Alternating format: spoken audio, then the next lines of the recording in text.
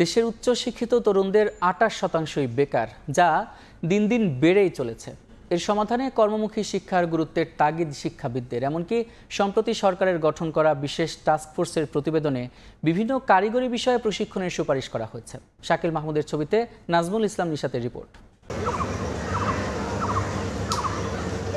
সরকারের নতুন গঠন করা বৈষম্যহীন টেকসই উন্নয়নের লক্ষ্যে অর্থনৈতিক কৌশল প্রণয়ন, পুনর্নির্ধারণ ও প্রয়োজনীয় সম্পদ আহরণ বিষয়ক টাস্কফোর্সের প্রতিবেদন সম্প্রতি প্রকাশ করা হয়। এতে বলা হয়, দেশে বিশ্ববিদ্যালয় থেকে পাশ করা তথা উচ্চ শিক্ষিতদের মধ্যে বেকারত্বের হার সবচেয়ে বেশি। এ শ্রেণীতে শতকরা ২৮ জনই বেকার। চাকরির বাজারের সঙ্গে সামঞ্জস্যপূর্ণ পড়াশোনা না থাকাই এর কারণ বলে উল্লেখ করেছে টাস্কফোর্স।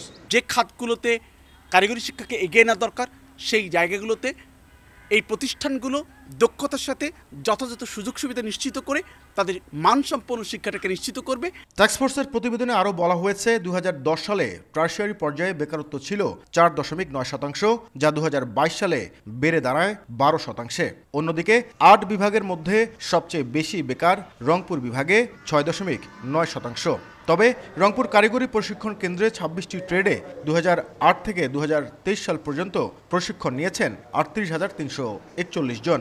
তাদের মধ্যে কর্মসংস্থান হয়েছে ৩০,৭৮২ জনের। আমরা যদি তাদের নির্দিষ্ট একটা অকুপেশনে ট্রেন আপ করতে পারি, তাহলে আমাদের যে জব মার্কেট পূরণ করে তার বিদেশের যে জব মার্কেটে বিদেশের যে চাহিদাগুলো আছে, এখানে তারা একটা গুরুত্বপূর্ণ ভূমিকা রাখতে পারবে। গবেষকরা বলছেন, শ্রমবাজারের চাহিদার সঙ্গে দক্ষতার অসঙ্গতির কারণে তরুণদের মধ্যে বেকারত্বের হার বাড়ছে। সে কারণে পুঁথিগত শিক্ষা ব্যবস্থা থেকে বেরিয়ে এসে কর্মমুখী শিক্ষায় গুরুত্বের তাগিদ দিতে হবে। এসএসসি অথবা এসএসসি পাশের পরপরই তাদেরকে কারিগরি শিক্ষায় শিক্ষিত করা যায়।